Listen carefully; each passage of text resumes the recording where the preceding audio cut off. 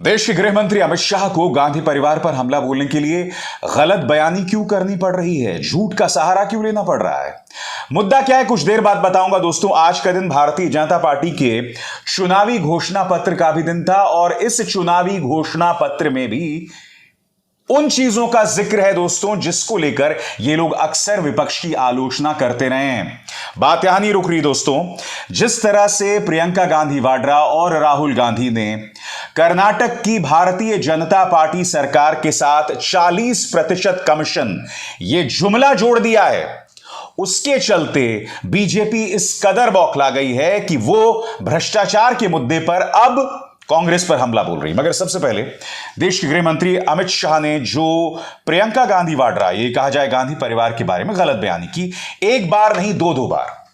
और अमित शाह ने क्या कहा कि प्रियंका गांधी वाड्रा ने प्रधानमंत्री नरेंद्र मोदी की जाति पर हमला किया, उन्हें नीची जाति का बताया। सबसे पहले दोस्तों यह बयान 8-9 साल पुराना है, 2014 के लोकसभा चुनावों से पहले। मगर उस बयान में भी प्रियंका गांधी वाड्रा ने प्रधानमंत्री नरेंद्र मोदी, जो उस वक्त मुख्यमंत्री गुजरात थे, उनकी जाति पर हमला नहीं किया था, उनकी राजनीति को नीचा बताया था। क्यों? क्योंकि प्रधानमंत्री नरेंद्र मोदी ने प्रियंका गांधी वाड्रा के मरहूम पिता स्वर्गीय राजीव गांधी पर हमला बोला था। दोस्तों हाथ कंगन को आरसी किया। थोड़ा पीछे चलते हैं। 2014 में इनका पालतू न्यूज चैनल जी न्यूज, और जी न्यूज में इनका निहायत ही पालतू पत्रकार, जिसने तिहाड़ जेल में पत्रकारिता का नाम रोशन किया था। अब आप ध्यान से सुनिएगा इनका पालतू पत्रकार क्या कह रहा है। इनका पालतू पत्रकार कह रहा है कि प्रियंका गांधी वाड्रा ने तो नीची राजनीति कही, मगर प्रधानमंत्री ने उसे अपनी जाति के साथ जोड़ दिया। यानी कि प्रधानमंत्री को यह आता है कि उन पर जो पत्थर फेंके जाएं उसका घर कैसे बनाया जाए। सुनिए दोस्तों। दोनों तरफ से बड़े जुबानी हमले हो रहे हैं और इन हमलों में प्रियंका वाड्रा की तरफ से मोदी के लिए नीच राजनीति वाला बयान भी अब आ चुका है। लेकिन नरेंद्र मोदी की खासियत यह है कि वो अपने ऊपर फेंके गए पत्थरों से भी घर बना लेते हैं। नीच राजनीति शब्द को उन्होंने पिछड़ी जाति से जोड़ दिया।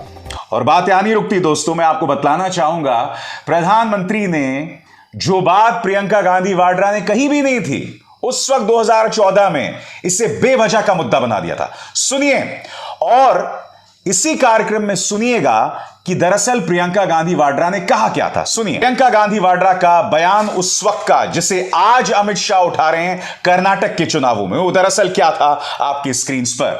प्रियंका गांधी ने सोमवार को यह कहते हुए नरेंद्र मोदी पर निशाना साधा कि उन्होंने अमेठी में अपनी रैली के दौरान उनके शहीद पिता राजीव गांधी का अपमान किया है। उन्होंने कहा कि इस नीच राजनीति का जवाब बूथ से मिलेगा। मैं आपसे एक सवाल पूछना चाहता हूं, अगर आपके पिता के बारे में आप शब्द कहे तो जाहिर सी बात है कोई भी बौखला जाएगा। और जाहिर सी बात है नीच राजनीति जैसे अगर शब्दावली का इस्तेमाल किया जा रहा है तो वो मुझे लगता है इतना खराब बयान नहीं है। मसलन मल्लिकार्जुन खड़गे ने प्रधानमंत्री को जहरीला सांप कहा था, जो गलत बयान था, क्योंकि एक चुने हुए प्रधानमंत्री के बारे में इस तरह की शब्दावली पूरी तरह से गलत है। और आप जानते हैं कि मल्लिकार्जुन खड़गे ने उसके लिए माफी भी मांगी थी। हालांकि बासन गौड़ा यत्नल, भाजपा के एक विधायक, उन्होंने सोनिया गांधी को विषकन्या बताया था, चाइनीज और पाकिस्तानी एजेंट बताया था, उसके लिए अब तक माफी नहीं मांगी है। मगर मैं वापस आना चाहूंगा कि आखिर प्रियंका गांधी के 8-9 साल के पुराने बयान को आज कर्नाटक में भाजपा क्यों इस्तेमाल कर रही है? क्या तुम इस कदर बौखला गए हो चुनावों में कि झूठ का सहारा लेना पड़ रहा है? मैं आपको याद दिलाना चाहूंगा दोस्तों कि आज से 8-9 साल पहले जब यह पूरा विवाद हुआ था, तब सोनिया गांधी ने भी प्रधानमंत्री नरेंद्र मोदी, जो उस वक्त मुख्यमंत्री हुआ करते थे, उन पर पलटवार किया था।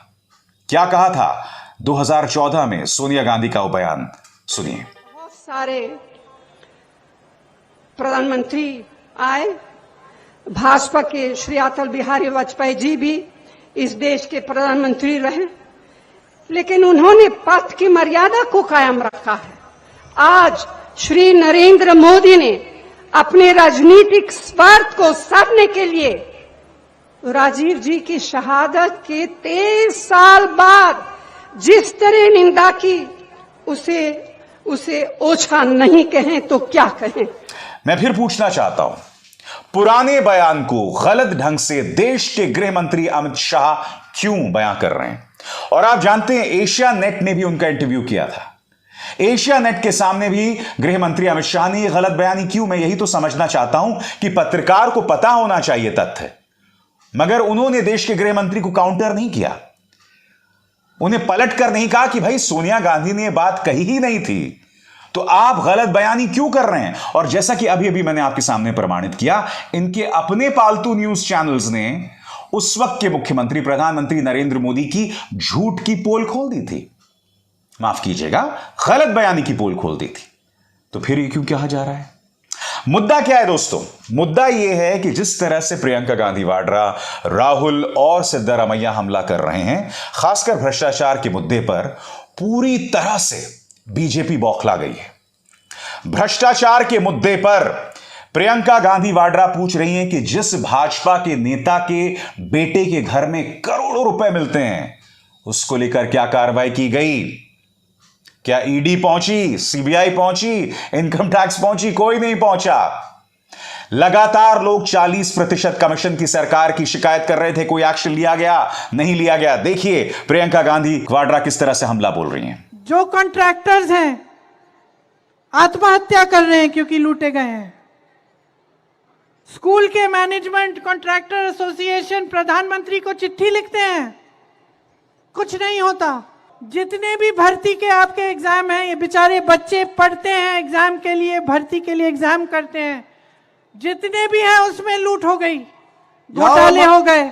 इतना खुला भ्रष्टाचार हो गया है कि एक विधायक के बेटे के घर में 8 करोड़ रुपए कैश मिलता है, उस पे कार्रवाई नहीं होती, उस पे कार्रवाई नहीं होती। उल्टा उसके पिताजी परेड निकालते हैं कि मुझे कुछ करके दिखाओ। किसान आत्महत्या करते हैं, उन्हें दाम नहीं मिलते अपनी उपज की, नहीं मिलता। उल्टा जीएसटी लगती है हर चीज पे, डीजल पेट्रोल के दाम ऊपर हो गए, हर चीज पे, चाहे दवाई हो, चाहे आपके खाने की चीजें हो, चाहे किसान की जो चीजें हो, सब कुछ जीएसटी लगा के महंगा हो गया।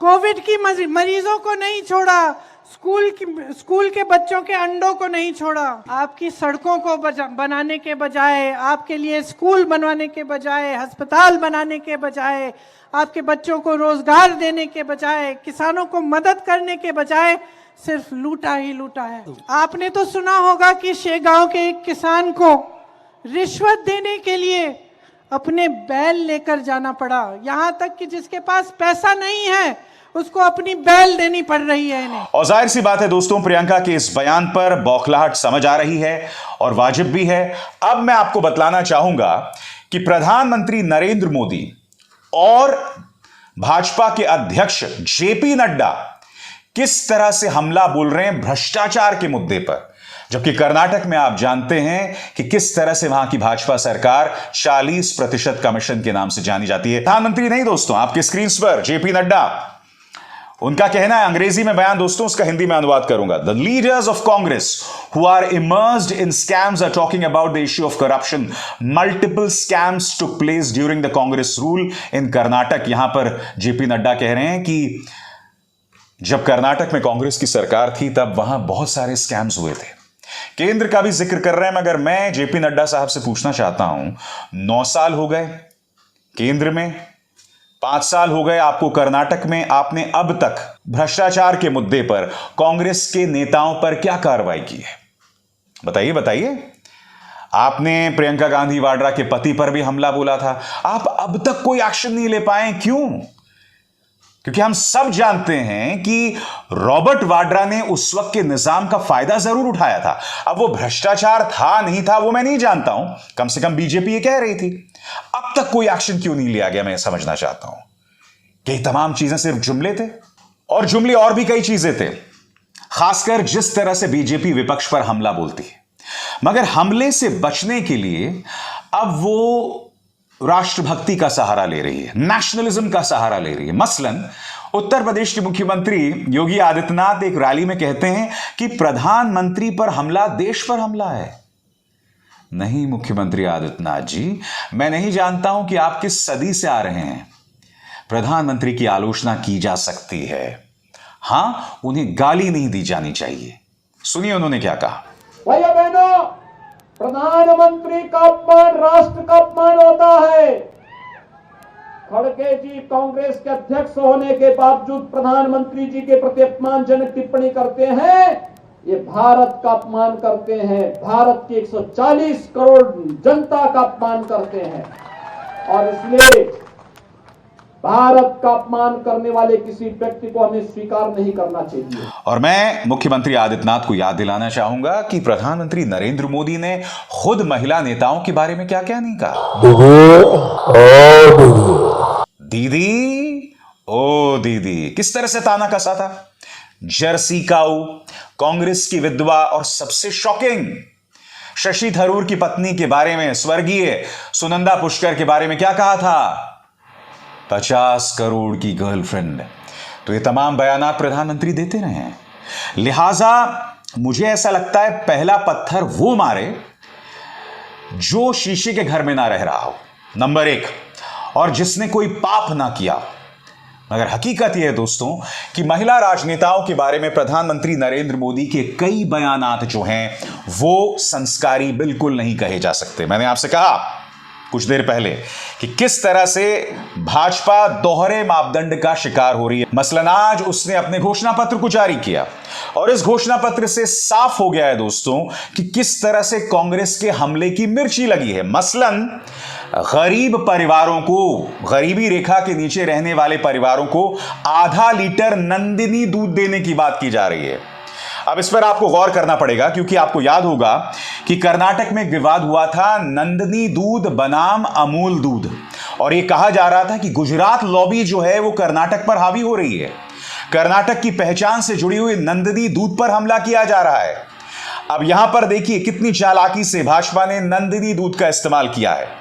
आगे देखिए दोस्तों किन किन चीजों का ऐलान किया गया है। कर्नाटक चुनाव के जारी घोषणा पत्र में बीजेपी ने हर बीपीएल परिवार को उघाड़ी, गणेश चतुर्थी और दीपावली पर 3 गैस सिलेंडर देने का वायदा किया है।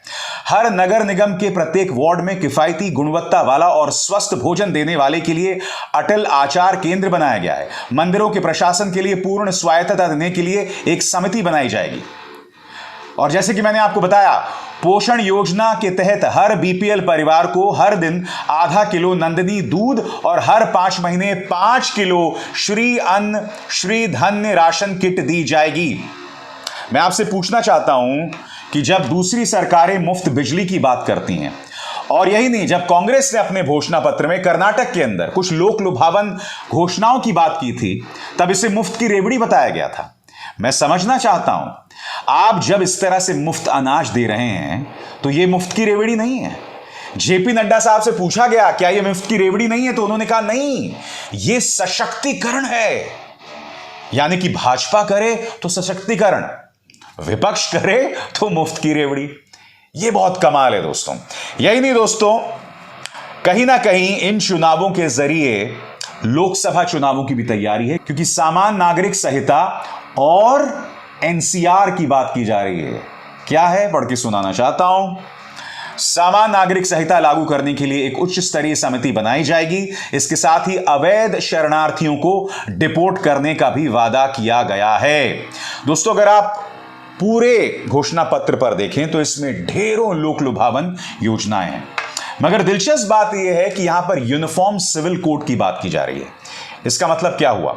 इसका मतलब यह हुआ कि अगले 1 सालों में बीजेपी लोकसभा चुनावों से पहले इस मुद्दे को गर्म करने वाली है। एनआरसी की बात करेगी दोस्तों। एनआरसी की बात यानी कि आपको याद होगा उसके खिलाफ किस तरह से शाहीन बाग में सीएए को लेकर आंदोलन हुआ था।